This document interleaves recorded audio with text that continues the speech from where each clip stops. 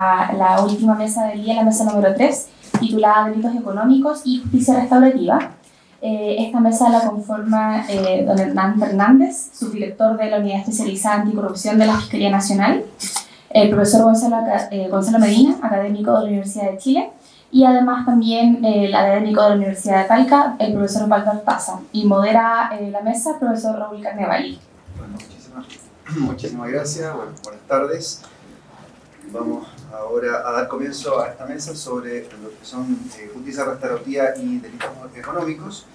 Bueno, el orden de la exposición va a comenzar el profesor Osvaldo Artaza sobre la aproximación restaurativa en las personas jurídicas.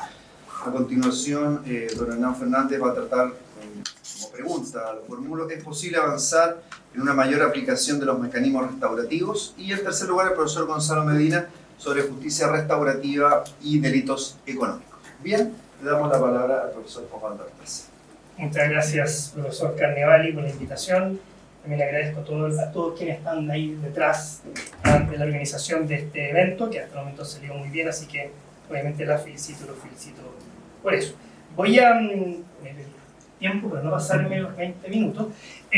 A ver, durante la mañana y gran parte de la tarde se ha abordado principalmente algunas cuestiones asociadas a una estrategia restaurativa como forma de resolución de conflictos a propósito principalmente de la responsabilidad penal adolescente, también luego la posibilidad de implementarlo en algunos delitos comunes. Y la verdad es que el objeto de mi ponencia, que va a ser bastante breve, es ver o analizar cómo incluso cierta literatura en base a parámetros muy distintos, argumentos muy distintos y con ciertos resguardos, ha dicho que una aproximación restaurativa, o sea, y por eso digo una aproximación, porque algunos dicen, claro, esto en verdad no es justicia restaurativa, o puede ser parcialmente restaurativo, puede aplicarse incluso a propósito de los delitos económicos. Pero también quiero hacer una salvedad, porque en Chile, y al menos por un grupo de delitos económicos en sentido súper amplio, para que después, no sé, uno diga, pero ¿cuál es el concepto de delito económico? ¿De qué parte? Refirámonos bien al grupo de delitos que pueden ser cometidos en el marco de organizaciones empresariales. Ojo, esto es súper importante por si algunas personas no lo saben, no solamente responden los individuos responsables, no solamente responde, ¿no es cierto?, el gerente o la gerente que soborna al alcalde, a la alcaldesa, al ministro, sino que también puede responder penalmente el día de hoy la propia persona jurídica en la medida de que el delito sea una consecuencia de la infracción de ciertos deberes de dirección y supervisión. Bueno, pues, haciendo esta salvedad de que por estos delitos puede responder tanto individuos como también personas jurídicas, me gustaría plantear algunas reflexiones desde un punto de vista meramente teórico de cómo podría una aproximación restaurativa ser útil a propósito de la reacción estatal frente a los delitos cometidos por personas jurídicas, o sea, en el marco de la delincuencia corporativa. ¿Ya? Me gustaría que me hiciéramos dos preguntas para partir.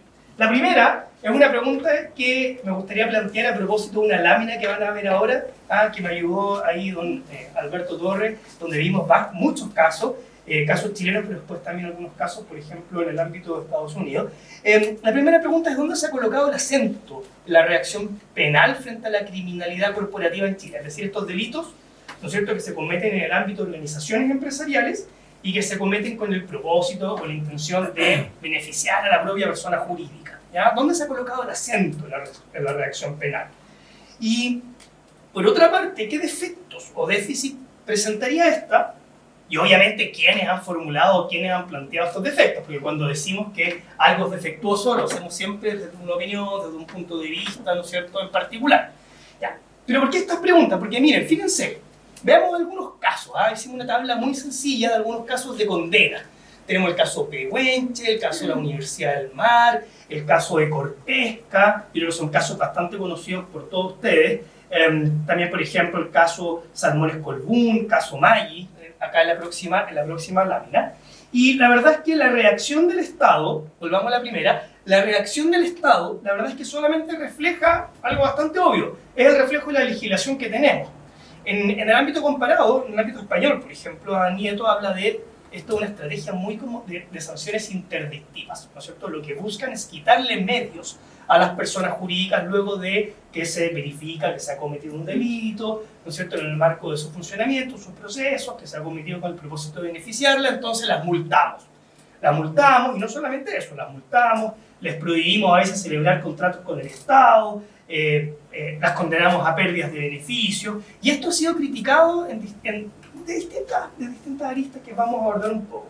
Pero fíjense que estas reacciones del Estado, que es un reflejo de la legislación, podríamos de alguna forma denominarla como de sanciones interdictivas o sanciones que de alguna forma imposibilitan o dificultan que la propia organización siga cumpliendo sus funciones. Bueno, lo mismo pasa, ¿no es cierto? Salmones Colbún, multas, pero además, ¿no es cierto?, la pérdida de beneficios, prohibiciones en el caso Maggi de celebrar actos y contratos con el organismo. Pero esta tendencia, que es el reflejo de la legislación, se mantiene de alguna forma, incluso cuando estamos hablando de suspensiones condicionales del procedimiento, donde la verdad es que el Ministerio Público tiene mucho mayor autonomía, ¿no es cierto?, para decir, porque las condiciones, de acuerdo a nuestro propio sistema, son bastante amplias, o sea, incluso cualquier otra condición, ¿no es cierto? O sea, existirían herramientas para que a propósito de un conflicto se busquen medios para su resolución, pero sin embargo seguimos viendo mecanismos que también son interdictivos. Abandone a la comuna, pague una multa de 50 millones de pesos, 25 millones al fisco, 900 millones, paga una multa de 60 millones de pesos.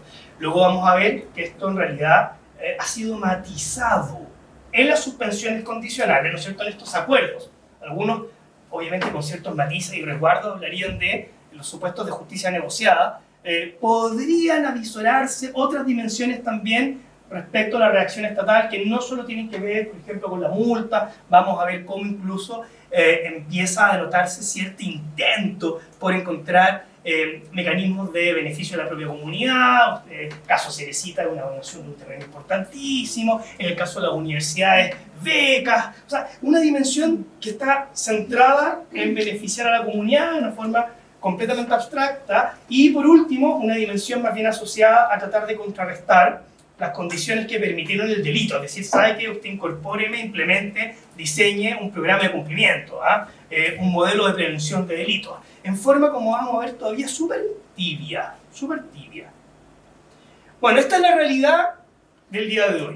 ¿Qué vamos a ver? Bueno, pudimos ver el estado del arte y vamos a conocer ahora un análisis crítico a esta reacción penal frente a la criminalidad corporativa. Este análisis crítico se asocia principalmente, como vamos a ver a continuación, a que resulta sumamente estrecho. Sumamente estrecho porque enfrenta el conflicto, y esto obviamente proviene de quienes a lo mejor se han basado un poco en principios de la justicia restaurativa para decir algo malo, algo no está bien acá. Porque el conflicto, por ejemplo, cuando se enfrenta al conflicto suscitado por la comisión de un delito corporativo, bueno, parece que nos olvidamos de los perjudicados, no quiero ocupar el término víctima para que no genere confusión, nos olvidamos de los perjudicados, nos olvidamos también de las condiciones que generaron o que favorecieron la comisión del delito. O sea, hay un nivel de crítica que está asociado a la estrechez con la que se enfrenta el conflicto.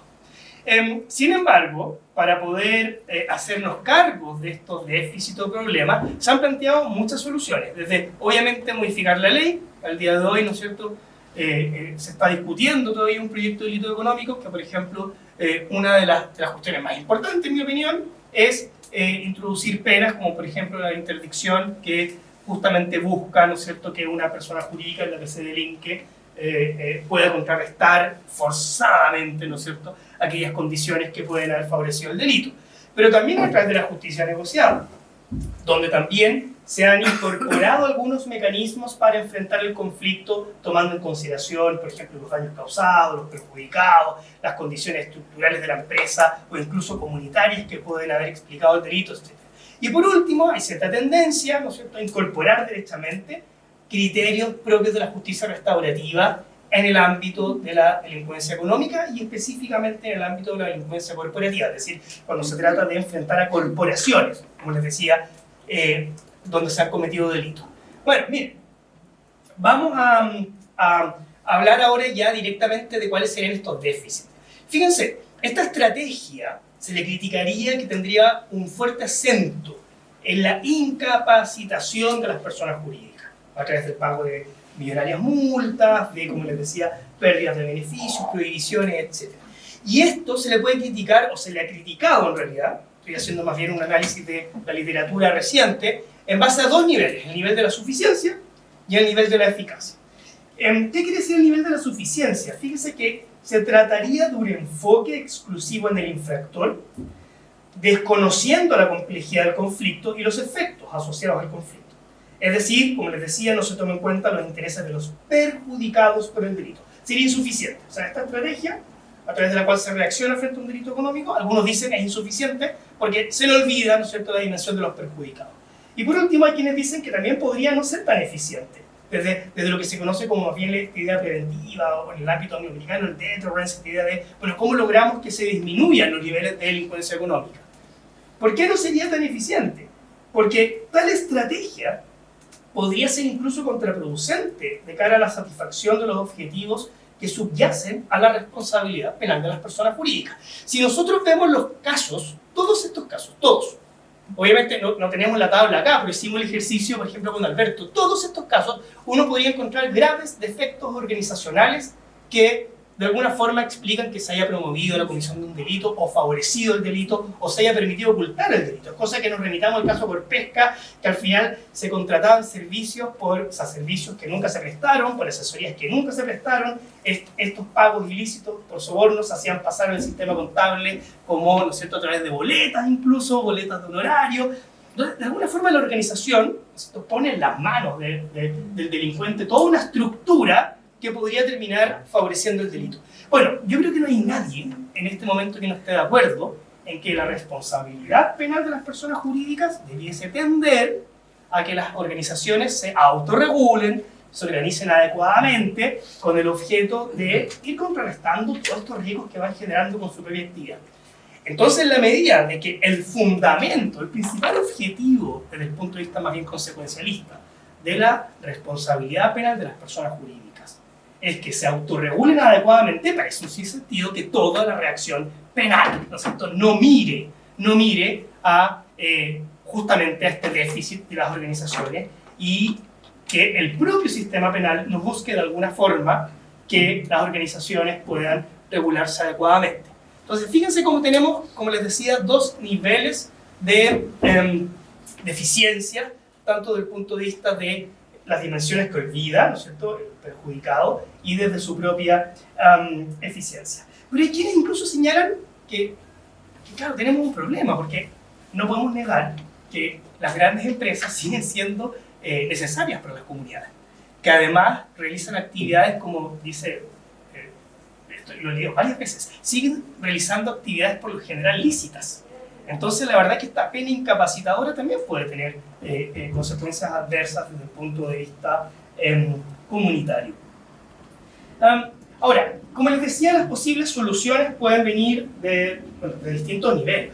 El más evidente es el de las sanciones y la determinación de la pena. Obviamente, a través de un sistema de sanciones reformado en Chile, se podría atender, por ejemplo, a lo mejor sí a la reparación, porque no, incluso, por eso digo determinación de la pena. Uno puede incluso, hay legislaciones que consideran la reparación como un atenuante, por ejemplo, en el ámbito de la responsabilidad penal de las personas jurídicas. Pero también se podrían plantear sanciones específicas para obligar a una persona jurídica a organizarse adecuadamente. ¿Cuáles serían las ventajas de resolver, por así decirlo, estos problemas a través de las sanciones? Como dice un sector de la literatura, es que no suponen el consentimiento del condenado para la consecución de sus objetivos.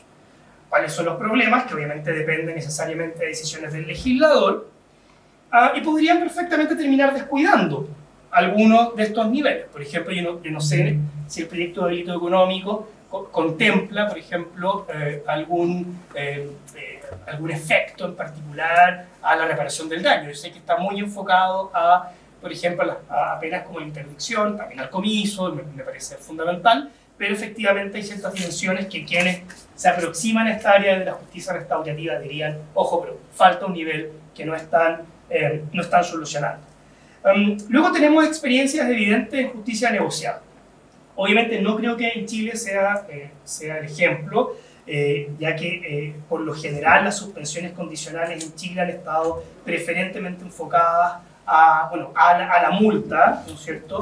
Y en forma todavía muy tenue y un poco dispersa de los beneficios a la comunidad. y todavía más débil al fomento de la autorregulación. ¿Por qué digo todavía más débil? Si nosotros hacemos una comparación, que hicimos justamente a propósito de este trabajo, si uno ve, por ejemplo, los Enforcement Action del Departamento de Justicia de Estados Unidos, hicimos el análisis del 2015 en adelante, eran 33 casos. En todos los acuerdos, el ministerio, o sea, la persecución, el fondo exigía en forma muy detallada qué es lo que tenía que tener el compliance program de la empresa, qué tipo de políticas se tenían que implementar, cómo se iba a supervisar la implementación, ¿no es cierto?, de estas políticas. En cambio, en Chile, por lo general, lo que se hace, lo que se ha hecho, es decir, usted implemente un modelo de prevención de delito, incluso en algunas ocasiones en forma más rara. Por ejemplo, en el caso CQM, eso que era claro, que se implementara un modelo de prevención basado en las legislaciones canadiense, estadounidense y alemana, y debía contar con la aprobación de 2 profesores universitarios, pero que posean doctorado en Derecho Penal, así como si efectivamente el hecho de contar con un doctorado en Derecho Penal a uno lo transformara en un especialista, ¿no es cierto?, en prevención de delitos. Ahora, si se fijan, a lo que voy es que esta idea de fomentar el nivel de contrarrestar aquellas condiciones que favorecieron la comisión de un delito en una organización empresarial, en Chile, a partir de las suspensiones condicionales, ha sido abordado en forma bastante débil. Y por último, tenemos esta idea y entre consignos de interrogación de la justicia restaurativa. Y acá quiero hacer la primera aclaración, porque obviamente lo que voy a describir ahora es una aproximación desde la literatura y el análisis de cómo ha sido comprendida la justicia restaurativa por quienes abogan por su utilización en este ámbito. Porque la verdad es que cuando uno se aproxima a este tema, que lo tuve que hacer a propósito justamente del proyecto de investigación del profesor Carnevali, lo primero que me da cuenta es que acá hay desacuerdos importantes, y no solamente vinculados a si esto se puede aplicar para delitos económicos o no, sino que respecto a qué es justicia restaurativa. Entonces, lo primero que dicen es como no existe acuerdo respecto a qué es justicia restaurativa, entonces la verdad es que, podemos aprovecharnos de algunas diferencias para poder plantear una aproximación restaurativa al ámbito de la delincuencia económica. Pero al menos encontramos algunos espacios comunes. ¿Y cuáles son estos espacios comunes? Primero, y lo que me parece que es evidente, y esto se relaciona con lo que señaló Sebastián Galleguillo en la exposición anterior. O sea, una aproximación restaurativa debe enfocarse en las víctimas. Vamos a tener el primer problema. Porque acá lo que se plantea es, enfoquémonos en el daño. Enfoquémonos en el daño causado por la delincuencia económica. Y lo primero que se refleja en la literatura, que discute la posibilidad de reaccionar frente a la delincuencia corporativa con estas herramientas, ¿de qué daño estamos hablando? ¿Qué daño? ¿Cuál es el daño que debe ser objeto de reparación? Y el punto de partida, que me parece evidente y que lo conversamos con anterioridad, es que acá tenemos que evitar conclusiones que partan de cuestiones estrictamente penales o procesales de qué es una víctima, y que no resultan aplicables desde una óptica restaurativa. Me gustaría poner algunos ejemplos a propósito de un estudio que hicimos de casos de corrupción en las transacciones económicas internacionales. O sea, por ejemplo, encontramos casos donde se adjudican importantes negocios que se estaban licitando, o sea, donde había procesos competitivos, abiertos, supuestamente transparentes, y estos casos, o sea, los negocios se adjudican porque se compró a última hora esta información de última mirada. ¿Qué es información de última mirada? La propuesta económica de los competidores. Entonces, me adjudico un negocio, nosotros, los penalistas y las penalistas, hablaríamos de afectación de intereses subindividuales, ¿no es cierto?, asociados a las reglas del mercado, a la competencia. Pero presentar este conflicto como un conflicto donde solo se perjudican, ¿no es cierto?, intereses subindividuales, yo creo que para el sentido común tendría poco sentido común. O sea, es como, ¿qué pasa con la gente que estaba tratando de competir por ese negocio? ¿Qué pasa, por ejemplo, encontramos casos de corrupción en el ámbito médico? O sea, que con hospitales públicos, donde se compran los peores productos, se paga más dinero, por tanto, y esto está muy estudiado a propósito de la corrupción, los costos de la corrupción. Cuando hablamos de corrupción hay comunidades afectadas. Hay gente a la cual no se le puede financiar proyectos sociales. Entonces, la verdad es que sí hay afectados. Sí podemos encontrar perjudicados. ¿Ya? Por lo general también en España, también, por ejemplo, Guardiola señala, tenemos que hablar entonces de un daño de un daño y una restauración en un sentido amplio.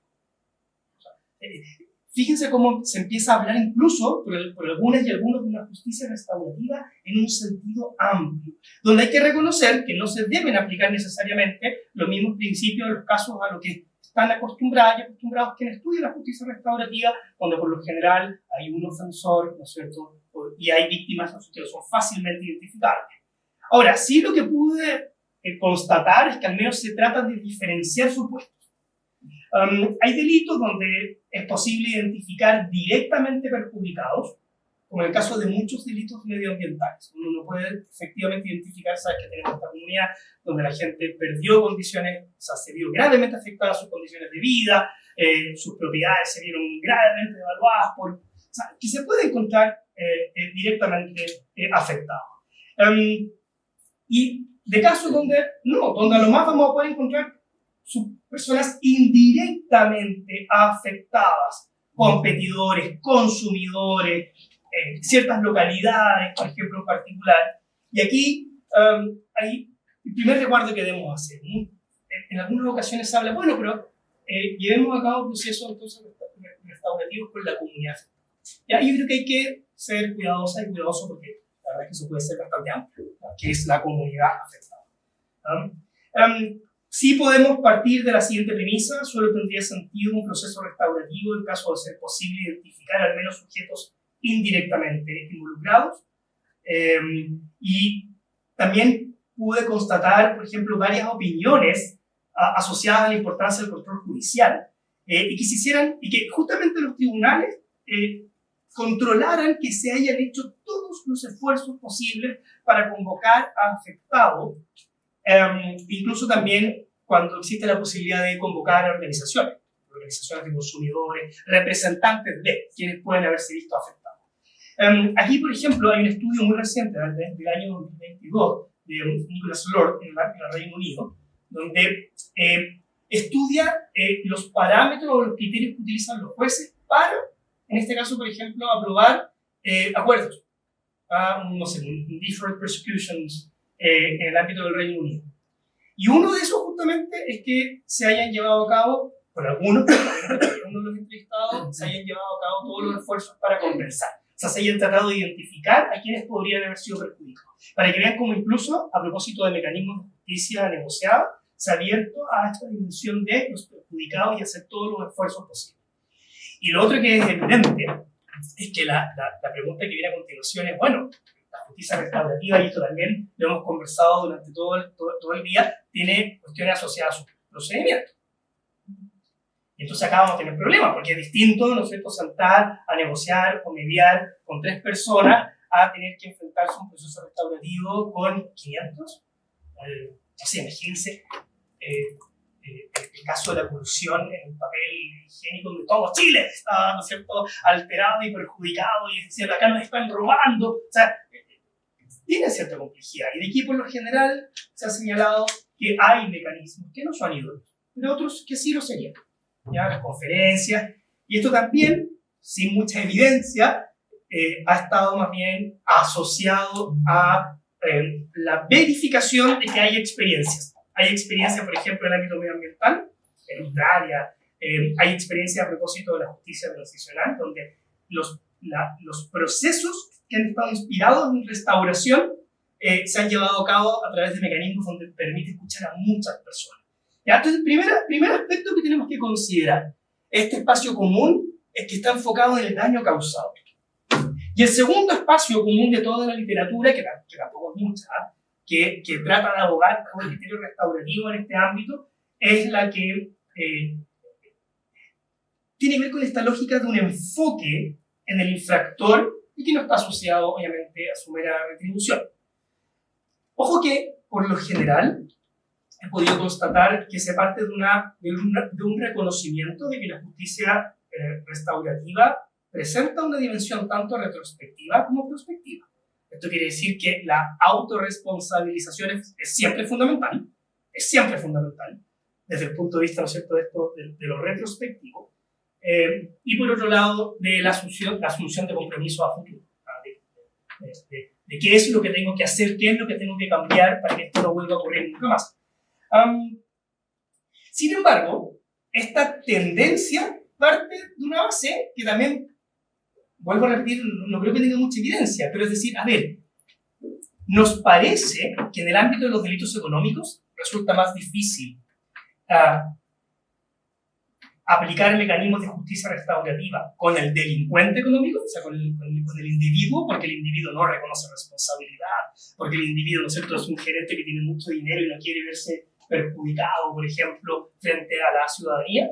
Estoy diciendo que esto no tiene evidencia, estoy diciendo que por lo general se señala, incluso algunos dicen, no, con el delincuente más retribución, más cárcel, pero sí tratemos de aplicar mecanismos restaurativos a propósito de la propia organización.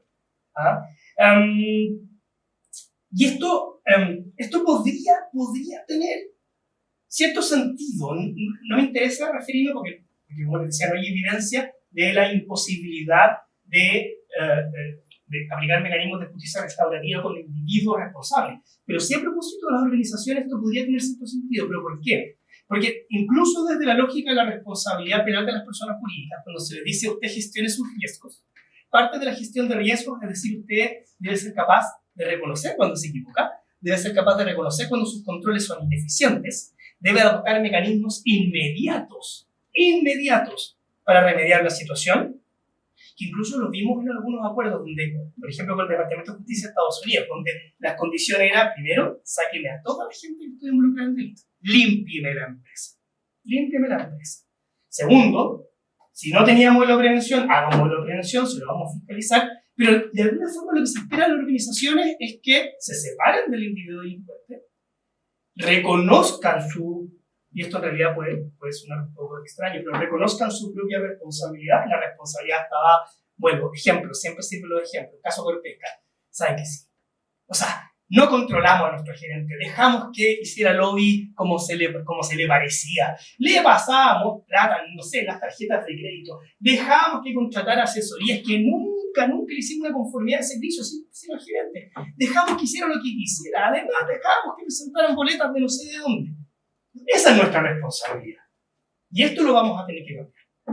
Si se fijan, incluso, eso es lo que se espera también con la responsabilidad penal de las personas jurídicas. Entonces, sí hay que reconocer que desde los propios fundamentos de esta institución, mecanismos inspirados por esta idea de la responsabilización y de la asunción de compromiso frente incluso a la comunidad. Pensemos, por ejemplo, en el caso Cerecita. En el caso Cerecita, lo que se les pide, y no estoy haciendo una crítica al Ministerio Público, creo que fue un gran avance. Estoy diciendo en general después de la batalla. Usted reconoce. Es decir, claro, se le pidió una donación, ¿no es cierto?, de 6.000 hectáreas. Perfecto. Pero a lo mejor desde la lógica de ¿cuál fue el daño que se causó con esto? O sea, había un sector importantísimo de la población que en el fondo, bueno, para hacer negocios vamos a tener que pagar coima a un funcionario, a la Dirección de Obras Públicas. O sea, toda esta lógica, estos esquemas de soborno generaron efectos muy adversos en la gente que trabajaba en esa zona. Y uno podría preguntarse, no con el ánimo crítico, ¿en la construcción de un parque era la solución? Desde la lógica de, oye, reparemos el mal que se causó, reparemos los daños a la comunidad que se causaron, a lo mejor no era eso. A lo mejor bajo la lógica de estas conferencias con quienes se vieron gravemente afectados por cómo se estaban llevando los negocios, cómo se estaban llevando a cabo las relaciones con la Dirección de Obras Públicas, podría haber terminado una cosa completamente distinta. Completamente distinta. Y eso es un poco a dónde van aquellos que están abogando por criterios de justicia restaurativa a propósito de la delincuencia empresarial. Ahora, hay cuestiones que igual también son importantes desde el punto de vista de los resguardos, porque yo creo que si se es purista respecto a la justicia restaurativa, al menos lo que yo he podido informarme, claro, y toda una cuestión vinculada al face to face, como le llaman algunos, ¿no es cierto? Al poner cara a cara al infractor con su víctima, para que incluso las víctimas, en algunos casos, se pongan en el papel, ¿no es cierto?, del ofensor, y esto yo creo que acá no tiene ningún sentido. O sea, ¿pero por qué? ¿Por qué alguien tendría que ponerse en el lugar de Cerecita? No. Pero hay algo que sí es importante. Por su disposición y le damos la palabra a don Hernán Fernández del Ministerio Público. Gracias, profesor Carnevale. Muy buenas tardes a todos. Agradecemos la invitación que nos han hecho para participar de esta jornada. Y yo parto mi ponencia con una pregunta. Digamos, ¿es posible avanzar en una mayor aplicación de mecanismos restaurativos en estas categorías de delito económico? Porque como ustedes han visto durante el día, precisamente parece que hay categorías de delito en que esto se hace muy evidente y es muy necesario, y la reparación a la víctima es algo muy relevante. Pero yo voy a hablar de delito económico en una definición bien laxa. Pretendo avanzar y mostrarles la realidad en delitos de corrupción, delitos económicos propiamente tales y responsabilidad penal de las personas jurídicas. Pero antes de avanzar, bueno, contarles que obviamente hoy día es un día muy complejo para la Fiscalía. Tengo 5.000 WhatsApp porque acaban de rechazar al fiscal nacional, al fiscal Morales, la propuesta. La directora de mi unidad es una de las miembros que está en la quina, entonces realmente ha sido difícil concentrarme para esta audiencia. Así que hago ese disclaimer al comienzo para ver si me logro hacer un aporte hoy día en esto con ustedes. Voy a hablar, insisto, de delito económico, pensando en estas tres categorías. Voy a referirme un poco a cada uno de ellos. Parto por lo que me sale más fácil, los delitos de corrupción. Claro, un poco lo señalaba ya Osvaldo. Los delitos de corrupción no encontramos víctimas, en general, son bienes jurídicos protegidos superindividuales. Estamos hablando aquí de la correcta administración del Estado, la probidad, en fin. Pero claro, y nuestra definición del Código Procesal Penal es bastante cerrada, digamos, está hablando del ofendido por el delito. Entonces, claro, podrían quedar fuera personas que están afectadas, comunidades, en fin, claro, y los ejemplos que da Osvaldo son paradigmáticos. En una licitación, hay 4 empresas que participan, una de ellas está dispuesta a pagar un soborno. Bueno, las otras 3 empresas son afectadas por este delito, que quedan fuera de esta licitación porque hay una empresa que pagó una coima. O si lo miramos de la perspectiva incluso de los derechos humanos o de los derechos sociales, cuando en el Ministerio de Vivienda se realizan negociaciones con una empresa para desarrollar un software que va precisamente a implementar las postulaciones de las personas que quieren acceder a los subsidios, y eso no funciona y eso no se realiza. Bueno, las personas entonces quedan en desorden, las personas que tenían derecho en realidad no se ganan el subsidio. Ahí tenemos afectados concretos. O cuando en materia de salud, la construcción de un hospital, se sobrevaloran los costos de construcción y porque esos dineros se reparten entre contratistas y las autoridades. Bueno, tenemos una comunidad que también se va a ver afectada. O en materia de educación, están repartiendo subvenciones escolares y un colegio señala que tiene más alumnos de los que en realidad asisten a clases para efectos de cobrar una mayor subvención. Bueno, el Estado está dejando de focalizar su gasto público, está dejando de llegar a las personas que son más pobres y está perdiendo esos recursos, entonces se está viendo afectado a la comunidad. Ahora, todos estos afectados, ofendidos, no sé, indirectos, víctimas indirectas, no sé cómo llamarlo, no caben dentro de nuestro Código Procesal Penal. Entonces, claro, eso nos va a obligar, creo, a repensar nuestra legislación y ver cómo podemos avanzar para tener mayores mecanismos de reparación en este sentido más amplio. Ahora, sí tenemos una víctima concreta en los delitos de corrupción, que es el fisco. Y el fisco es representado por el Consejo de Defensa del Estado. Y por eso entonces, cuando se instala la reforma, se modifica la ley orgánica del Consejo de Defensa del Estado y se le agrega una posibilidad de celebrar, por ejemplo, acuerdos reparatorios en los procedimientos penales que intervenga como querellante. Ahora, pero la experiencia cuál ha sido, el Consejo de Defensa del Estado por lo menos en sus primeros 20 años, diría yo, desde la reforma, considerando la reforma del 2000 hasta el 2020, 2019, hasta el estallido quizás, en sus primeros 19 años, yo no conozco que haya celebrado un acuerdo reparatorio en una causa. La política del Consejo de Defensa del Estado ha sido oponerse a la salida alternativa y tratar de ir a juicio, normalmente quiere ir a juicio oral. Incluso tampoco facilita los procedimientos abreviados. Había ocasiones que sí, pero en general, hasta el 2019, yo diría 2020, el Consejo General del Estado estaba en una posición bastante reacia a la justicia negociada, por así decirlo. Pero al último tiempo están cambiando de opinión. Y me parece que están cambiando un poco de opinión, no por razones de convicciones, porque cambiaron los consejeros, porque cambió la política criminal del Consejo General del Estado, sino por un criterio de realismo, porque no están dando abasto para los juicios orales. Los abogados juicios orales que son eternos, que los tienen ahí permanentemente sentados, entonces han estado abriéndose la posibilidad de, y han entendido también razones estratégicas, digamos. Hay casos muy complejos que tienen, no sé, 100 imputados, entonces claro, hay que ir con 20 a juicio oral, ya un juicio oral con 20 personas es una locura, como en el caso de la malversación del caso de fraude carabinero. Pero bueno, pero hay otros 70 sujetos que es posible o suspender o llegar a un procedimiento abreviado, y entonces un poco por estas razones yo creo más bien prácticas, me parece a mí que el Consejo está abriéndose a pensar la posibilidad de llegar un poco más a justicia negociada. Y el Consejo de Defensa, yo creo, y en general a la Fiscalía nos ha costado un poco también abrirnos a estos temas porque hay un cuestionamiento público de la negociación en este tipo de delitos. O sea, eso es evidente. Cuando existe negociación con personas que se les trata de corruptos, bueno, es que la corrupción está llegando a la Fiscalía también. O sea, aquí el acuerdo, el arreglín, se está en el fondo tratando de dar una solución bastante generando impunidad, digamos, o estamos permitiendo que las personas que ejercen poder en este país no tengan la misma sanción que la señora Juanita, digamos, como un expresidente de la República llamaba a la sociedad.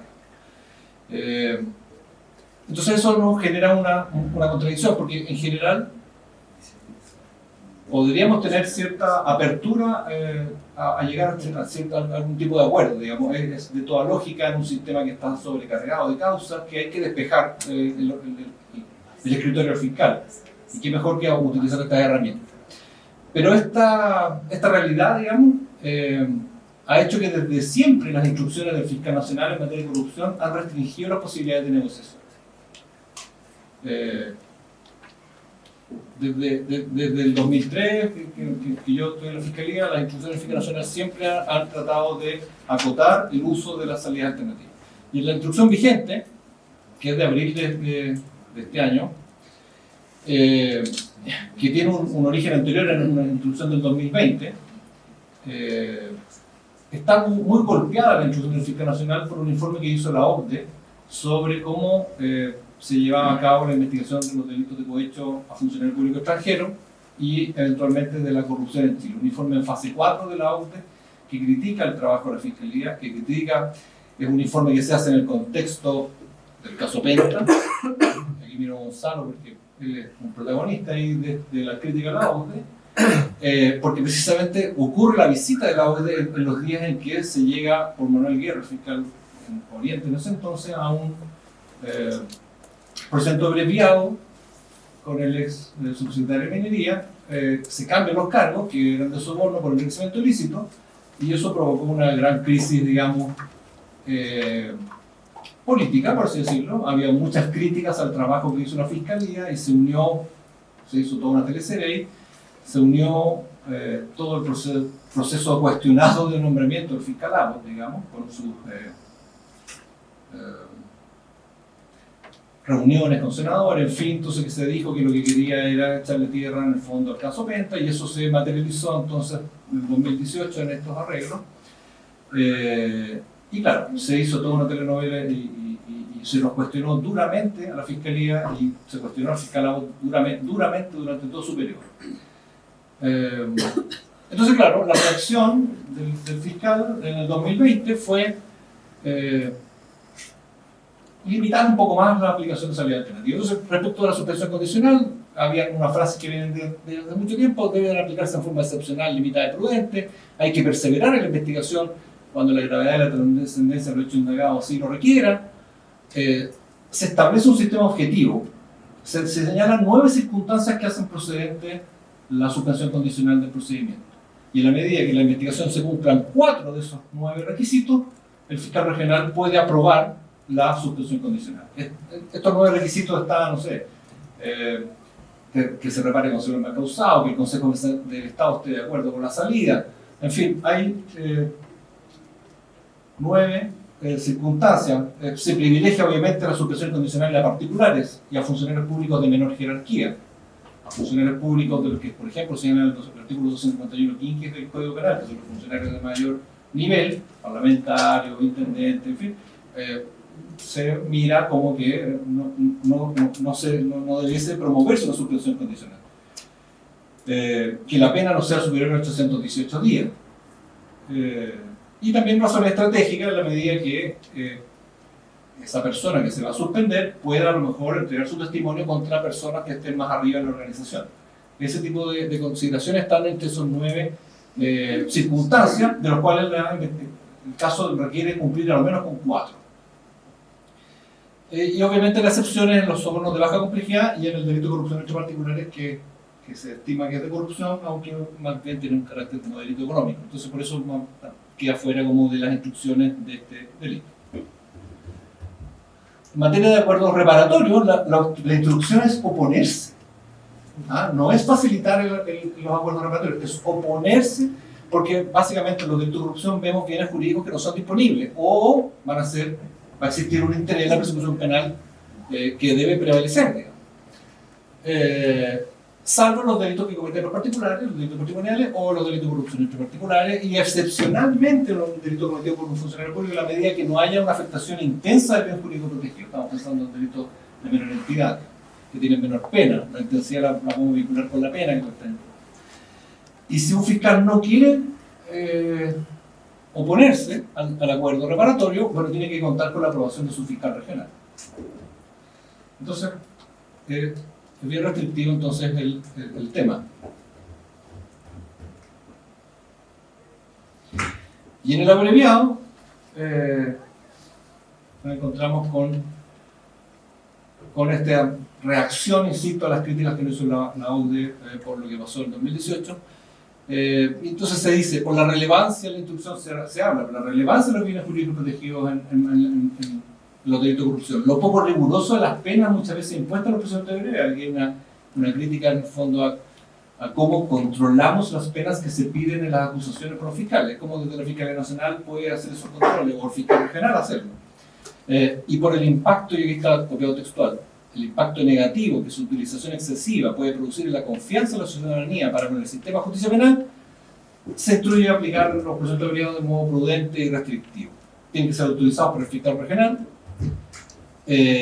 y en los casos de funcionarios de alto nivel, de estos que se han señalado en el 251.15 del Código Penal, y en que cometan determinadas categorías de delito, malversación, fraude al fisco, cohecho, se tienen que cumplir 4 requisitos cumulativos que señala la instrucción. Debe tener una irreprochable conducta anterior calificada en el sentido de la jurisprudencia ha dicho, digamos, cuál es el aporte concreto que hace la sociedad. No es que no tenga antecedentes penales anteriores, no basta con eso. Tiene que reparar el mal causado, tiene que dejar de ser funcionario, probablemente entonces si era funcionario, el tema es que cuando ya llegue el momento del abreviado haya dejado de ejercer el cargo público. Y son 4 requisitos cumulativos. Ahora, el cambio que les mostramos respecto a la suspensión condicional, que es el cambio que se hizo en el 2020, terminó por eliminar una instrucción que había hecho el fiscal Chaguán. Una instrucción del año 2014 que señalaba que para suspender condicionalmente el procedimiento se requería un informe técnico previo favorable de la Unidad Especializada Anticorrupción de la Fiscalía Nacional. Esta una instrucción interna muy criticada porque se estaba diciendo que se cuestionaba que el fiscal nacional de alguna manera estaba dando instrucciones particulares en la causa. Nosotros defendíamos la legalidad de esto porque esto es una instrucción general en materia de delitos que creó un trámite. Y el trámite era que el fiscal que quería una suspensión condicional tenía que pedir un informe técnico favorable previo para que el fiscal regional pudiese adoptar la decisión. En fin, por las dudas, por los cuestionamientos, porque generó tensiones, en fin, por distintas razones en el 2020 se eliminó este informe técnico y se cambió por este tema más objetivo, digamos, de si en la causa se cumplen 4 de los 9 requisitos que establece la instrucción, usted puede suspender. Pero yo quería rescatar algunos criterios que durante los 6 años que estuvo vigente esta instrucción fuimos desarrollando en la unidad para cuando estábamos de acuerdo con una suspensión condicional, cuando emitíamos informes favorables. Entonces, claro, primero un cumplimiento estricto de los requisitos que establece el artículo 237 del Código Procesal Penal, porque muchas veces nos encontramos con sujetos que tenían condenas anteriores, que no tenían, que la pena no les daba, estaban haciendo unos cálculos de pena que en definitiva no cabía dentro del 237. Entonces el punto es, primero cumplamos con los requisitos del 237 de manera clara. Luego se había un perjuicio, que una de las condiciones sea la devolución del dinero y que reparemos entonces el perjuicio fiscal, pero normalmente. Luego los temas, precisamente para llegar a las rebajas de pena, para poder bajar 2 grados, y eso después lo dejamos expuesto en la instrucción, eso quedó en la instrucción luego posteriormente la del 2020, si hay 2 atenuantes solo se permite la rebaja de 1 grado. Eso está por instrucción general hoy día. Y por lo tanto el criterio era que si para poder rebajar 2 grados, que muchas veces los delitos de corrupción con las nuevas penas, sobre todo después del 2018, es necesario bajar 2 grados para quedar en penas de suspensión condicional, bueno, requiere configurar a lo menos 3 atenuantes. Y en los delitos de corrupción normalmente, ¿qué atenuante hay? Y reprochar la conducta anterior. Hay gente que no tiene compromiso delictual, como podríamos decir, o sea, vamos a encontrar funcionarios públicos que no tienen condena y por otro lado empresarios o particulares que también no tienen, es muy fácil de cumplir el reprochar la conducta anterior. Bueno, pero tendrán que preparar con los más causados y tendrán que colaborar con la investigación. Y ahí tendremos 3 atenuantes que son fácilmente acreditables y que son útiles para la persecución penal también. La colaboración y la reparación, y en la reparación del mal causado, bueno, hay una posibilidad de avanzar en esta justicia restaurativa. Y obviamente tratamos de fomentar en funcionarios de menor nivel y también considerar la opinión del Consejo General del Estado, que si bien es cierto, para nosotros la opinión del Consejo no podía ser vinculante, sí, obviamente, cuando el Consejo General del Estado estaba abierto a la posibilidad de negociar, era un momento que nosotros, si él es el representante de la víctima, digamos, hagámosle caso un poco a lo que la víctima está haciendo.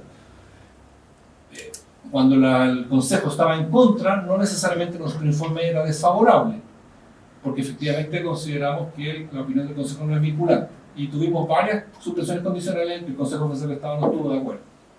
¿Ah? Pero, por el contrario, cuando el Consejo sí estaba de acuerdo, era como, sí, fomentemos esta salida, el representante de la víctima creo que es el que tiene la mejor opinión en eso. Ahora, en los delitos económicos, y me cambio de tema, claro, aquí hay bienes jurídicos protegidos disponibles, ¿ah? Y hay una mayor apertura, incluso en las instrucciones, a llegar a salidas negociadas. Pero no dejan de haber críticas, me parece, en los delitos económicos de alta complejidad, por así decirlo, los que se cometen en las altas esferas de poder económico, una crítica ciudadana al trato preferencial que podría existir a quienes abusan del poder económico y este cuestionamiento por impunidad en estos delitos de cuello y corbata. A mí me parece que, sobre todo después del 2019, después del estallido social o en el estallido, una de las críticas que surgió de la ciudadanía fue: no queremos más abusos, ¿ah? No queremos abuso del FP, de las ISAPRES y no queremos más abuso de la corrupción, digamos. Me parece que el mensaje fue súper claro de la ciudadanía en eso y también llega acá, también llega a las categorías de los delitos económicos. Entonces, bueno, hay una instrucción que es del 2020 que solo cito rápidamente aquí que en distintos delitos, por ejemplo, la estafa, apropiación de vía, administración del leal y otro fraude, en que en general hay una apertura para tratar de reparar a la víctima aquí. Obviamente la suspensión condicional es aplicable, pero hay que considerar los intereses de la víctima, es decir, es muy importante la opinión de la persona que sufre la estafa, qué es lo que necesita, que le devuelvan su dinero, en fin, o que le pidan disculpas, eso también lo hemos visto. En los acuerdos reparatorios, los fiscales deben facilitar las condiciones para que los intervinientes puedan llegar a ellos. O sea, aquí hay una idea de ser mediador, y si es que tenemos un querellante y un imputado, bueno, tratan de llegar a un acuerdo, digamos, tratan de llegar a un acuerdo y solucionar el problema del conflicto por esta vía alternativa. En delito contra la propiedad intelectual o industrial también procede la suspensión condicional, aunque obviamente descartando en aquellas organizaciones criminales, digamos, que se dedican al contrabando, en fin. Y dentro de las condiciones se nos pide considerar el destino de la especie incautada, de los equipos, de las máquinas con los que se hacen todas estas faltas a la propiedad industrial o intelectual, y hay que seguir los criterios de la víctima. Hay que tratar de llegar a algún tipo de acuerdo con ellos, pero refiere la instrucción también que podemos llegar a tomar alguna decisión en beneficio de la comunidad en la medida que se cuente con la autorización del titular de los derechos. Es decir, si incautamos libros, por ejemplo, ver a lo mejor una posibilidad de donarlos a una escuela, en fin, en la medida que obviamente el titular de los derechos esté de acuerdo, vea la calidad de los libros piratas, digamos, y vea si son utilizables o no. Porque una de las críticas que generalmente dicen es que el libro quedó inutilizado, no, hay que quemarlo, digamos. Bueno, o computadores que a lo mejor dicen que son de una marca, en realidad son computadores piratas, bueno, ver la utilidad, ver si es posible que lo donen a una escuela, en fin, ese tipo de criterios son los que subyacen en esta instrucción. Y el acuerdo reparatorio va de acuerdo a la regla general. En los delitos concursales, las restricciones van un poco a que esto debe ser aprobado por la Junta de Acreedores y que no puede ir en beneficio de ninguno de los acreedores, tiene que ir a prorrata de todo. Lo que está echado es respetar la igualdad de los acreedores, este principio de la par condicio creditorum, digamos. Y en la medida entonces que eso se puede hacer, es posible fomentar esta salida. En los delitos tributarios, en cambio, hay un poco más de recelo. Primero, las condiciones de la suspensión condicional deben contemplar que el pago que se realice en el fondo que se acuerde no puede ser inferior al pago al mínimo de la multa que se le podría imponer. Aquí la idea es resguardar el interés fiscal. Debe ser, en los casos de delitos más graves, del 97.4 del Código Tributario, si la persona ostenta un cargo público, y aquí también hay un refresh, digamos, de lo que nos pasó en los casos de financiamiento irregular de la política, la suspensión condicional tiene que ser aprobada por el fiscal regional, más la opinión previa de una unidad especializada de la Fiscalía Nacional, que es la unidad de lavado de dinero, delito económico y crimen organizado. Ellos tienen que, entonces, entregar una opinión que nos dice favorable, solo una opinión, pero menos audaces que nosotros, tiene que emitir una opinión y bueno, y ahí el fiscal regional tomará una decisión, digamos, contra la opinión que obviamente no va a ser vinculante la opinión de la unidad de delito económico. Y en los acuerdos reparatorios también está el tema de considerar que los dineros no sean menores al monto de la multa que se podría imponer. Y respecto a los delitos de aduana, un poco va en el mismo sentido y también obviamente sin olvidarnos de los pagos de impuestos, reajustes de intereses penales. En los del mercado de valores, en cambio, por ejemplo, se dice que el acuerdo reparatorio no es procedente porque serían bienes jurídicos de naturaleza superindividual y la suspensión condicional se pone un estándar de aprobación por el fiscal regional y sí se abre a la posibilidad de que las condiciones consideren la utilidad para los afectados por estas conductas de abuso de mercado, de tratar de entonces encontrar algún mecanismo restaurativo que pudiese servir a estos fines. Y lo mismo pasa con la colusión, buscar reparar los efectos perniciosos del delito. Y también, por supuesto, el acuerdo reparatorio no es procedente porque son bienes jurídicos de naturaleza supraindividual. Y llegó finalmente la responsabilidad penal de personas jurídicas. Yo aquí, lo primero que quiero remarcar es que, claro, hay una apertura mayor a posibilidades de negociación, y lo vamos a ver en las estadísticas que traigo, porque la ley tiene una marcada finalidad preventiva. Y uno no puede, esta finalidad, que en el fondo lo que busca es que las empresas establezcan modelos de prevención de delitos, se comprometan en la lucha contra el delito de la empresa, eso es lo que busca esta ley, más que sancionar. Y uno lo puede ver al leer toda la ley. Primero, los estándares, sobre todo los altos estándares que colocó para acreditar la responsabilidad de la empresa, y que yo lo llevo ahí al uso de los adverbios, digamos, inmediatamente, fehacientemente, directamente.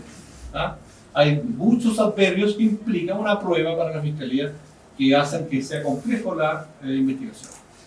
Hay un refuerzo de los derechos del imputado, hay un artículo en las normas procesales que hace referencia precisamente a los derechos del imputado y ahí hay una discusión de hasta dónde llega la presunción de inocencia, hasta dónde llega, y es un tema que está ahí todavía en desarrollo en nuestra dogmática y en nuestro trabajo, digamos. La posibilidad de suspender la condena es bastante sencilla, me parece a mí. Obviamente no es un incentivo a que lleguemos a juicios orales.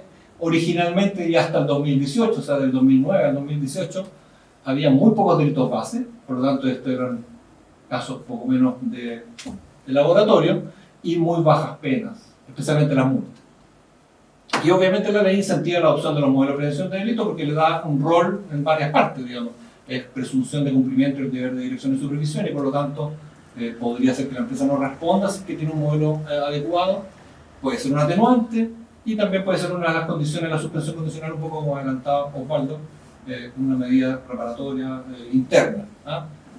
Y eso hemos tratado de hacerlo con bastante todavía intuitivamente, sin mucha experiencia. Hemos tratado de avanzar en imponerle a las empresas que a lo menos tengan un modelo de prevención de delito cuando no lo tienen. Y termino con lo que dije al principio: hay un mayor espacio para la negociación y para la restauración. Yo creo que aquí tenemos un foco que podríamos avanzar un poco más todavía. Solo para que se hagan una idea, hemos tenido hasta el día de hoy, solo me refiero a investigaciones formalizadas, no me refiero a investigaciones que pudiesen tener empresas que no están formalizadas y pudieran estar en curso, solo investigaciones con cargos, ¿ya? Que se le han hecho cargo a las empresas. Hemos tenido 24 casos que implican 53 personas jurídicas. 24 RUCs, por así decirlo, y en cada RUC a veces hay 3, 4 o 5 empresas, por eso que no coincide el número de RUCs con el número de personas formalizadas. ¿Y cuál es el delito base que se ha imputado? Mayoritariamente soborno. Mayoritariamente soborno. 48 empresas han sido formalizadas por soborno, una por soborno funcionario público extranjero, y han empezado tímidamente a aparecer los delitos nuevos, que la receptación, que fue el segundo delito que se incorporó, pero recién lleva 2 empresas formalizadas por receptación en esta idea de la persecución penal inteligente. O sea, robo cables, se lo vende una empresa, esta empresa lo exporta, bueno, ataco a la empresa. Esa era la idea, pero solo llevamos 2 empresas formalizadas por receptación. 2 por delitos de la ley de pesca y una por este delito de la pandemia, el 318 TER, que también fue formalizado junto con delitos de la ley de pesca, porque si ustedes suman ahí las 54, 48, sí. Entonces, porque hay una que está repetida. Ahora, cuando vemos los términos de estas 23 investigaciones pendientes, están todavía 23, personas jurídicas con investigación pendiente, y 30 personas jurídicas que se le han aplicado términos. Y eso nos da los 53. ¿Y cuáles son los motivos de término? Y se ve claramente, y la negociación, la suspensión condicional, lleva al 63,3, ahí me cambió la lámina porque hay un nuevo caso, digamos. Hay un 63,3% de casos que terminan en suspensión condicional. Entonces claramente es evidente que hay un espacio mayor de término negociado. Las personas condenadas en abreviado, que son los casos que mostraba Osvaldo, han sido 6, un 20%. En juicio oral hay 2 casos: en juicio oral por pesca de una empresa del Maule, un caso que ha sido recientemente condenada, pero que está con recurso de nulidad pendiente, así que no está ejecutoriado. Pero eso, las personas que han ido a juicio oral, digamos, claro, considerando las absueltas y las condenadas, es un 16% de los casos. Por lo tanto, mi punto aquí es: hay un espacio importante de negociación, la ley fomenta, parece hacer la negociación, y por lo tanto el punto es cómo salimos de todo esto. Y yo quiero contarles 2 casos, que los mencionó también Osvaldo, pero quiero darle una perspectiva distinta. En el caso Cerecita, si ustedes se recuerdan, lo que se imputó ahí, era que la empresa pagó una coima al director de obras municipales para que le otorgara un permiso provisorio. Ellos tenían una fábrica montada en la comuna de Recoleta, y de acuerdo al nuevo plan regulador y las normas medioambientales, tenían que sacar la fábrica del lugar donde estaba. Entonces ellos pagaron un permiso, supuestamente para tener unas bodegas donde en realidad funcionaba la fábrica de pintura Cerecita, y funcionó mucho tiempo. Y bueno, entonces esto se descubrió, y la empresa ahí adoptó unas definiciones de tratar de llegar a una suspensión condicional. Y el punto aquí es de la reparación, de la restauración, no estuvo tanto pensando en el soborno, y en ese sentido la crítica yo te la entiendo, pero que aquí la fiscal estuvo pensando más bien en el daño ambiental. Había un daño ambiental provocado por Cerecita, por la pintura, por la emanación de los olores, y porque por eso mismo tenía que salir de ahí. Entonces la empresa abandona Recoleta, salga de ahí, desarme la fábrica, demuela su edificio, realice un estudio ambiental del terreno y vea cómo queda en el fondo ese terreno después que la fábrica se va. Pinte las fachadas de casas del barrio aledaño. Equipe a todos los constructores de la comuna con un equipo para enfermedades respiratorias, porque aparentemente al inhalar pintura provoca mayor cantidad de enfermedades respiratorias. Adopte un modelo de prevención de delito, sin todavía desarrollar criterios de cómo lo vamos a verificar el cumplimiento, digamos, basta con un modelo de papel, con eso vamos a darlo por cumplido. Un poco así ha sido la realidad. Este invento que hicimos con SQM, de que profesores doctores en Derecho evaluaran ese modelo, bueno, tenemos que avanzar hacia eso. Yo creo que en eso todavía nos falta. Y que se construyera un parque. Y yo, claro, ese es el parque que se hizo donde estaba la fábrica de Cerecita. Entonces, cuando yo miro esa foto, yo digo, creo que fue una buena salida alternativa. Fue una restauración a esa comunidad, que tenía una fábrica, que tenía ruido, que tenía emanaciones de olor. Entonces, los vecinos que están ahí, bueno, además hubo un complejo, hay un desarrollo inmobiliario, digamos, entonces llegó ahí unos edificios probablemente que tienen una bonita vista ahora a este parque que se construyó. Y voy a hacer una infidencia. Cuando nos tocó ver este caso en el 2011, en la unidad no estábamos de acuerdo con la suspensión condicional. Porque el caso de Cerecita era una muy buena causa, había muy buena prueba, y entonces era nuestro laboratorio para probar las normas de la 2020 y la 93. No había jurisprudencia, no había fallo. El caso Corpesca del año pasado, el caso del juicio oral ahora del Maule de octubre, de noviembre. Entonces, en el fondo, no tenemos jurisprudencia. Entonces, claro, nosotros peleamos harto por decir, este caso es un caso bueno para ir al juicio oral, para obtener una condena y para probar los estándares. Y la fiscal nos porfió, la fiscal Macarena Caña, y nos dijo, pero es que la salida que le están ofreciendo va en beneficio de la comunidad, que es súper útil y no sé qué.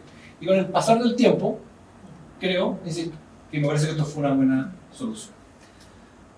Pero tenemos otro caso,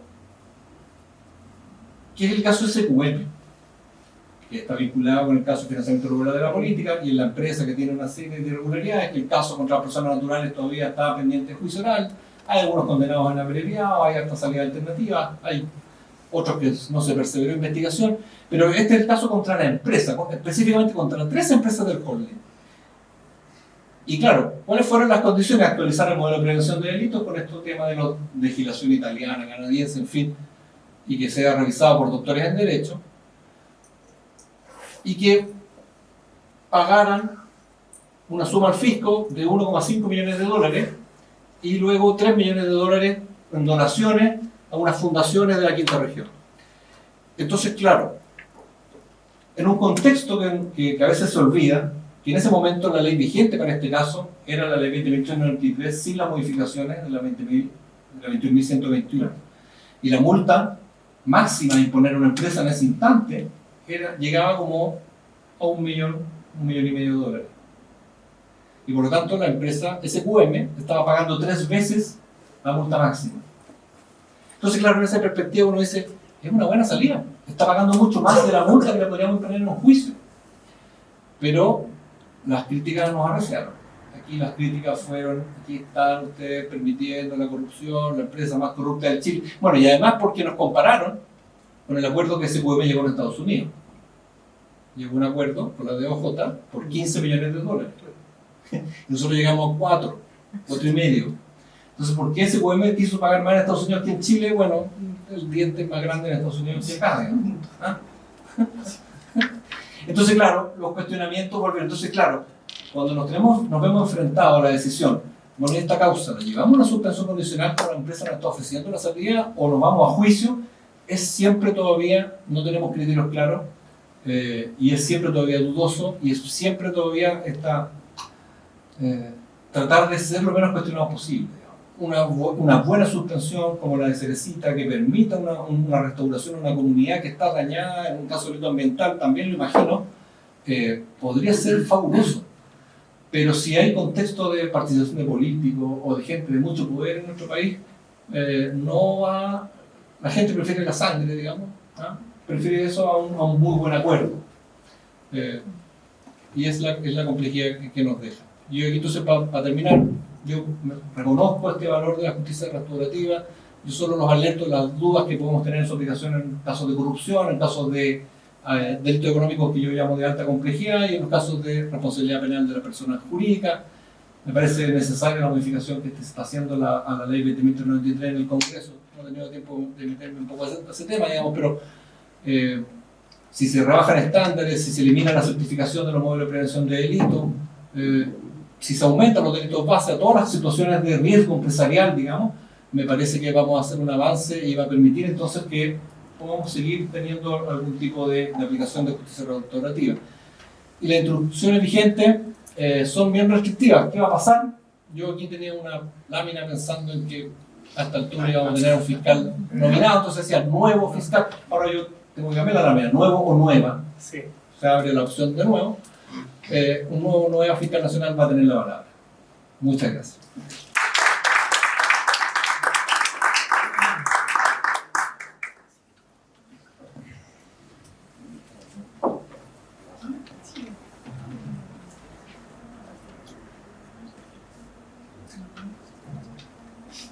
Oh, está todo pirateado acá. Pero qué bueno ser nosotros ya. Y hablamos, y está pelando a volar. Colmo. Yo, verdad, acepté participar. Buenas tardes, yo acepté a participar en una mesa que era con diversidad de género y sin infracción No, de y la ley de todo. propiedad intelectual, pero uno llega acá y se encuentra con lo que se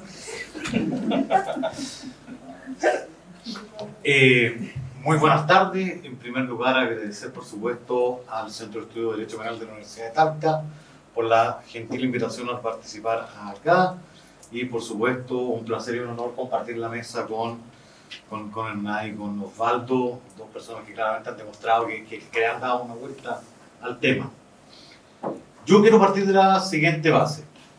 Primero, por justicia restaurativa o proceso restaurativo, yo creo que uno no puede entender sino una reconceptualización de la manera de resolver, por así decirlo, fenómenos que se han suscitado que caen dentro de la óptica de lo que puede ser penalmente relevante con una serie de paradigmas que son inevitables. O sea, uno tiene que pasar de la idea del autor del delito al ofensor o infractor, uno tiene que reconceptualizar la idea de víctima, uno tiene que pasar o superar la idea de la asignación de culpa a la restauración del daño, y uno tiene que superar la idea de restauración a no restringirla a algo más que indemnización únicamente del daño producido, y entender que uno no tiene justicia restaurativa sino en el contexto de un proceso restaurativo dirigido entre sujetos que participan en una actividad dialogada de búsqueda de restauración a un conflicto que se ha producido. O sea, esa es, yo entiendo la manera en la cual uno debería entender la idea de justicia restaurativa. Si uno tiene ese paradigma y lo empieza a intentar aplicar a delitos económicos, uno se encuentra con el primer problema. Y es el concepto de delito económico. No, tampoco es que quiero leer el concepto como si fuera necesario comerse los sesos buscando una idea que cubra todas las hipótesis, pero en general yo diría que ciertos rasgos comunes a los delitos económicos y a su manera de comprenderlo y qué rendimiento tienen en el contexto de la justicia restaurativa. El primer problema es que uno va viendo lo siguiente. Se suele hablar de bienes jurídicos colectivos. No, el derecho penal económico son puros bienes jurídicos colectivos. Todavía uno puede encontrar en cierta literatura emanualística esta referencia horrorosa a lo que se suele llamar el orden público económico. Entonces, todo afecta el orden público económico. Usted emite boletas falsas, usa información privilegiada, siempre se trata de que al final del día termina afectando el orden público económico, que es un concepto que no sirve para nada y uno nunca sabe quién es el titular y a quién le pertenece y cuál es y por qué es público y cuál es el orden económico. Es un lío de desastre, pero que algo nos queda metido todavía en la cabeza a nosotros. Y entendemos que son todos bienes jurídicos colectivos habitualmente, la mayoría, todos de titularidad difusa y crímenes sin víctimas concretas. Mire, esto no es como el derecho penal clásico, tradicional, etcétera, etcétera.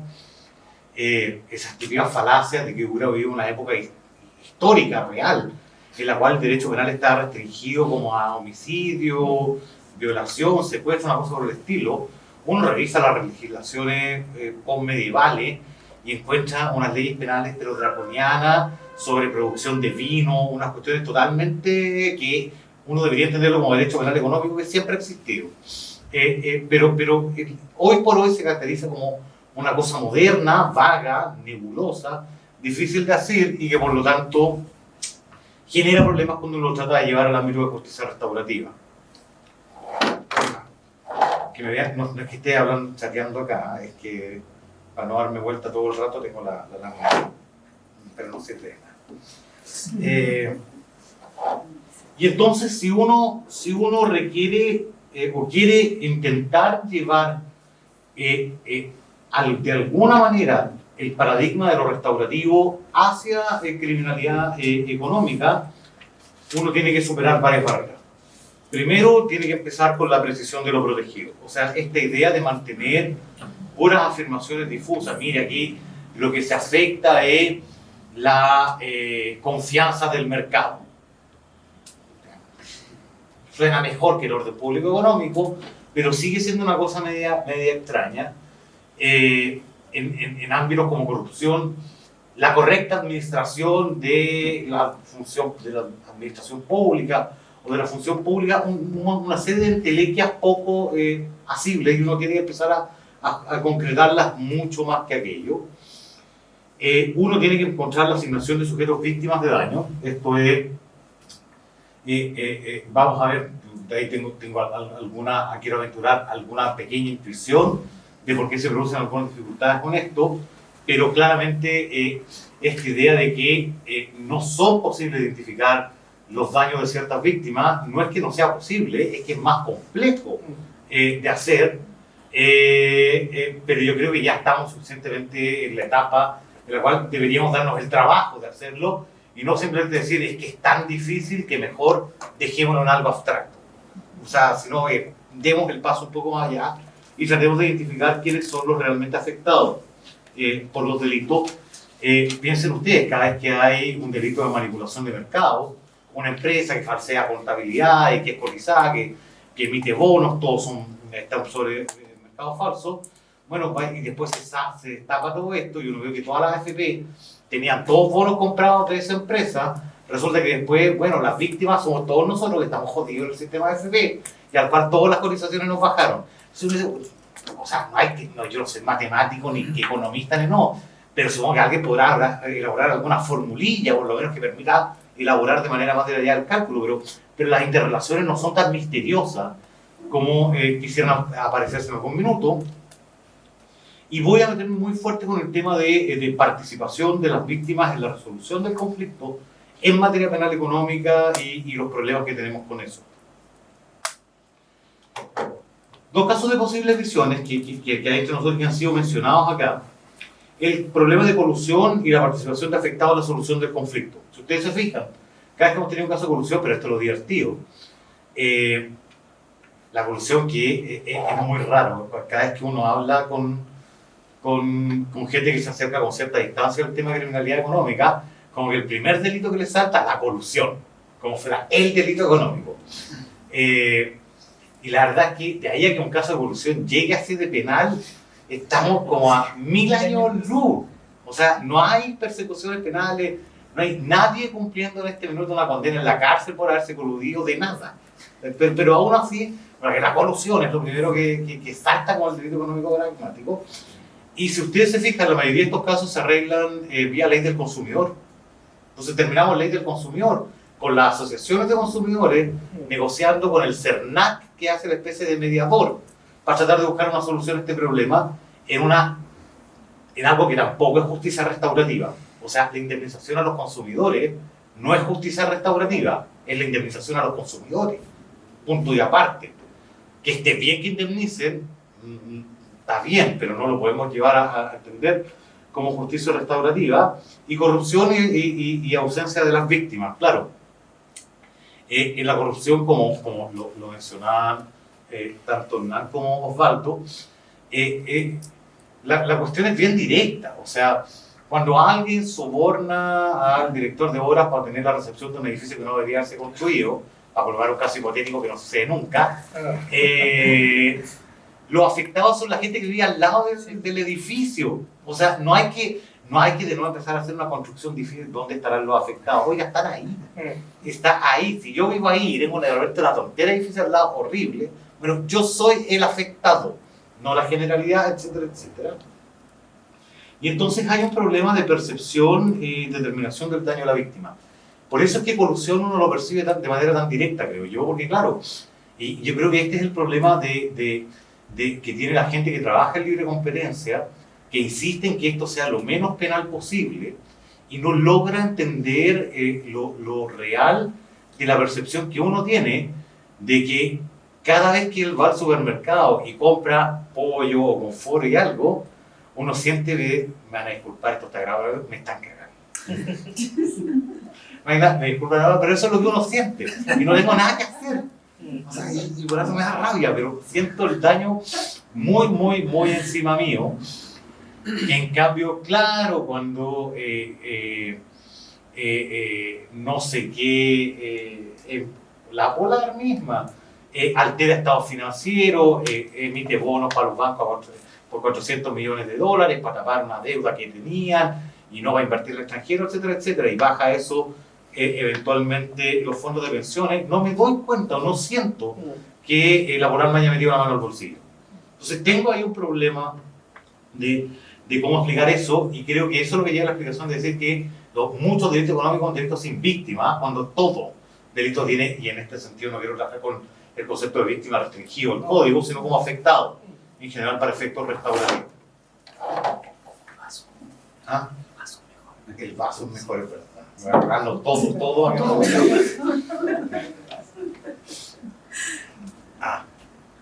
Se me pasó las lágrimas, ¿dónde están? Pero en fin, ustedes me van siguiendo. Y además a esta hora igual está confundido.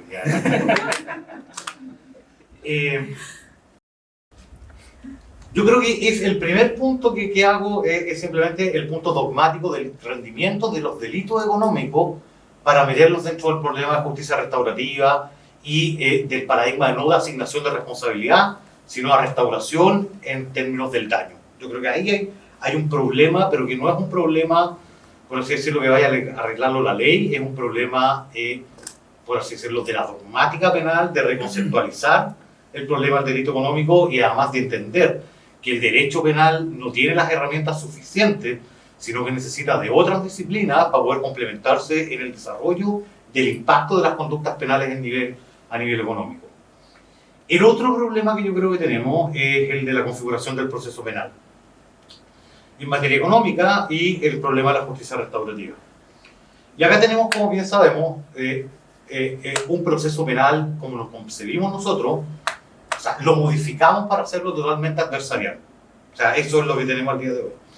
Sí, la fiscalía tiene el principio de objetividad y tiene que buscar lo bueno y lo malo, pero uno sabe que al fin y al cabo el juicio oral está definido como un enfrentamiento de partes con un árbitro que va y decide que es el juez y que eso es lo más lejano posible a la idea de un proceso restaurativo en el cual los involucrados, las partes, se sientan en un proceso de diálogo donde el infractor asume responsabilidad y trata de ver cómo restaurar el daño a los afectados. O sea, no estamos en ese contexto. Todavía el centro nuestro está puesto en la solución del caso, y por eso es que vemos todos los mecanismos como formas de términos del juicio o del caso. Puedo terminarlo con el juicio oral o puedo terminarlo de formas alternativas, con salidas alternativas, con procedimientos abreviados, pero es un problema de gestión del caso y no un enfoque de solución del conflicto el que impera en el contexto del proceso penal. Y por último, uno tiene un problema con los agentes en el proceso penal. Fíjense ustedes lo difícil que es llevar la idea de un proceso restaurativo en el contexto del proceso penal. El infractor, en principio, tiene que reconocer el daño y su rol en la causación y ser participante en un proceso de diálogo en la materia. Uno de los desafíos esenciales que uno enfrenta al tratar de conciliar la justicia restaurativa en el contexto de un proceso penal adversarial es, por ejemplo, qué pasa con los procesos restaurativos fracasados y toda la información que se produjo ahí. O sea, cómo se utiliza esa información después, cómo las partes no reconocen esa información que ya tienen, etc. Hay un asunto que hace muy difícil que una persona natural vaya a participar en un proceso restaurativo si es que no tiene ciertas condiciones de que en el fracaso del proceso restaurativo todo lo que diga, como dice el chiste, podrá ser usado en su contra en un juicio frente a la ley. Entonces, o sea, quiero ir y decir, ¿sabe qué? Mire, yo voy a juntarme a conversar con usted, le voy a reconocer, yo fui, es mi culpa, es mi responsabilidad, y tratemos de arreglar esto, etcétera, por sus intereses, que lo que provoqué, etcétera. Pero si no llegamos a acuerdo, usted tiene que después hacer como que si yo nunca dije nada y seguir esto todo para adelante. Esa fantasía es absurda y es poco humana de manejar y no está bien resuelta en ninguna regulación del mundo. Y en cambio yo creo que tanto Osvaldo como Hernán tienen razón en que hay un espacio más apto para las personas jurídicas. Porque por último, las personas jurídicas, el tipo de consecuencias que sufre son consecuencias, o sea, todavía, por así decirlo, más manejables en el curso de la historia de una persona jurídica que la disrupción que implica para un ser humano la privación de libertad. O sea, ahí hay un quiebre social demasiado brutal, que obviamente no puede llegar a la eterna discusión sobre lo sensato de privar de libertad a la gente como respuesta a los hechos penales, pero que en el caso de las consecuencias para personas jurídicas yo creo que abren un espacio mucho más interesante para la idoneidad de participación de entes corporativos en procesos restaurativos. Pero mi conclusión en principio es que el proceso penal, tal como está concebido hoy adversarialmente, no es compatible con un proceso restaurativo pleno. O sea, eso no tiene sentido. Lo que uno debería construir si uno quiere hacer justicia restaurativa es tener o diseñar procesos restaurativos previos o paralelos al proceso penal con las salvaguardas necesarias para que la gente o los involucrados puedan participar en las condiciones ideales en las cuales un proceso restaurativo tiene que desarrollarse. Y eso implica además crear nuevos roles o resignificar los roles. O sea, el juez de garantía o el juez de juicio como está concebido hoy día no tiene sentido en un concepto restaurativo. Yo creo que en los contextos, voy a referirme inmediatamente a eso, a lo que yo denomino, mejor dicho, prácticas o dinámicas restaurativas introducidas en el contexto de procesos penales clásicos, lo que se le pide al juez es algo muy raro. El juez no está formado para eso. El juez está formado para la adjudicación de responsabilidad o la liberación de responsabilidad de personas, y por lo tanto hay que resignificar y redotar de otro tipo de competencia a los jueces. Los fiscales no tienen ningún sentido en un proceso restaurativo. O sea, la fiscalía en sí persigue, su función es la persecución de responsabilidad, no la solución de conflictos. Es otro tipo de, uno le requiere el proceso restaurativo por definición facilitatorio del diálogo, para que las partes en un encuentro de diálogo puedan llegar a dar una solución restaurativa al conflicto. El fiscal no tiene nada que hacer, el querellante tampoco, y la defensa en sede penal, como la entendemos hoy en día, tampoco. Pues, ¿qué hace? Lo primero que hace un abogado, el primero que se da, mira, nunca reconozca responsabilidad, a menos que eso te asegure previamente alguna ganancia con la contraparte. Entonces, porque insisto, está todo inserto dentro de pura dinámica adversariales que no son compatibles en principio con el proceso restaurativo. Yo creo que aquí hay un desafío que no es solucionable por la dogmática, sino que es solucionable únicamente por el legislador. O sea, yo creo que es otro problema, el del concepto de delito económico en el contexto de justicia restaurativa es solucionable dogmáticamente. El de la justicia restaurativa y los mecanismos de justicia restaurativa vinculados a delitos solo puede solucionarse mediante reforma legislativa. Y por último, lo que nos queda es: ¿se puede o no se puede hacer algo en el contexto del proceso penal actual? Y yo creo que sí, algo se puede hacer, algo mejor que lo que tenemos. Yo creo que uno puede tener prácticas restaurativas. ciertas prácticas restaurativas. Yo no me atrevo todavía a decir que uno puede llegar a soluciones restaurativas propiamente tales y que haya algo de justicia restaurativa en esto. Uno introduce cierto, por así decirlo, pincelazo de prácticas restaurativas en el contexto del proceso penal. Y entonces, claro, lo han mencionado mucho mis predecesores, el uso de la suspensión condicional del procedimiento para no tener consideraciones propias de la justicia restaurativa. Yo tengo semi-en-prensa un análisis del tema Cerecita en el contexto de justicia restaurativa, y yo creo, con todo que hasta donde yo sé, lo que he logrado saber, que la fiscal Caña tomó todo este tipo de decisiones, que yo creo que son todas medidas que deberían haber aparecido si es que se hubiera producido un proceso propio de la justicia restaurativa en el contexto del conflicto de Cerecita. Deberíamos haber arribado a algo parecido a eso. Pero no creo que haya habido un proceso de participación real de los afectados. Consultas a ellos, mire, ¿por qué quiere esto? ¿Quiere la plaza? ¿Cómo la quiere? ¿En qué sentido? ¿Y la pintura le interesa más? ¿O los equipamientos médicos? O sea, o por lo menos que eso haya quedado oficialmente documentado en algún lado. Yo tengo la sensación de que no quedó en ningún lado, aun cuando hayan podido haber conversaciones informales al respecto, pero no hubo una etapa formal de participación de los afectados en ese caso. Pero yo creo que algo hay ahí. Lo triste es que el Ministerio Público partió con eso, después tuvo el caso de las universidades, donde a lo menos metió que las universidades que habían estado metidas en soborno de la Comisión Nacional de Acreditación otorgaran algunas becas, etcétera, etcétera. Y después de eso, el asunto fue en picada a, vamos, multa, prohibición de celebrar actos, etcétera, etcétera. O sea, se acabó cualquier cosa restaurativa. Yo no veo nada restaurativa dando plata a fundaciones. O sea, no tiene. Eso no es justicia restaurativa en ningún lugar. Por lo menos que yo lo logro entender así. Pero sí, la suspensión condicional del procedimiento contempla que la víctima ha de ser oída antes de dictar sobre las condiciones.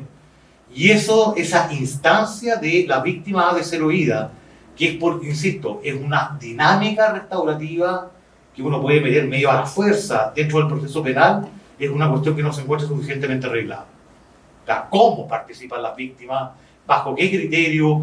¿Cómo vamos a designar representantes comunes? Etcétera, etcétera. Es una cuestión donde podría avanzarse para poder introducir cierto tipo de rasgos restaurativos en el contexto del proceso penal actual, pero yo creo que es el mayor avance que se podría tener. O sea, hasta ahí podríamos llegar, y después eso quedaríamos la vía de tope en que todos nos vamos a agarrar de la mecha a los juicios y se acabó cualquier intento de diálogo y solución dialogante de alguna cosa, y eso hay que solucionarlo por esa vía. Pero yo creo que aquí, que efectivamente, sobre todo en personas jurídicas y en la forma en la cual participa la víctima o es oída en contexto de suspensiones condicionales, uno puede encontrar todavía cómo introducir algo de dinámicas restaurativas en el proceso penal. Pero yo creo que esto es un desafío que se viene significativamente para adelante. Hay algún espacio que se puede hacer ahí, y por último, no dejen de tener en cuenta que yo creo que es el gran riesgo que podemos tener en esto, es que convirtamos restauración en indemnización. Y ahí se va todo al carajo, porque de nuevo eso es desconocer la idea de justicia restaurativa en sí mismo. Entonces no hay que irse a eso. Por eso era interesante las condiciones de Cerecita, porque era un poco más allá que la pura indemnización. Yo creo que la Fiscalía podría retomar ese tipo de cosas, y siempre y cuando generaran algún instructivo ya igual le gustan los instructivos, uno de participación, de regular la participación de las víctimas en suspensiones de una manera un poquito más, o sea, donde haya facilitadores, medios, etcétera, que permitan generar algún espacio de actuación un poquito más en confianza y que dé cuenta de las preocupaciones. Así que ese es el estado en el cual yo veo todo esto, no tan auspicioso, pero algo se puede hacer.